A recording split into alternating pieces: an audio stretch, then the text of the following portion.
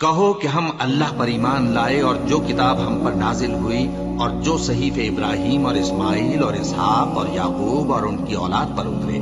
اور جو کتابیں موسیٰ اور عیسیٰ اور دوسرے انبیاء کو پروردگار کی طرف سے ملی سب پر ایمان لائے۔ ہم ان پیغمبروں میں سے کسی میں کچھ فرق نہیں کرتے اور ہم اسی اللہ کے فرما بردار ہیں، اور جو شخص اسلام کے سوا کسی اور دین کا طالب ہوگا وہ اس سے ہرگز قبول نہیں کیا جائے گا، اور ایسا شخص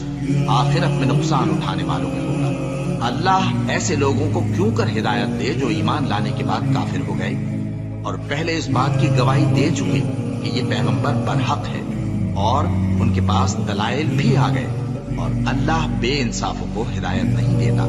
ان لوگوں کی سزا یہ ہے کہ ان پر اللہ کی اور فرشتوں کی اور انسانوں کی سب کی لعنت ہے۔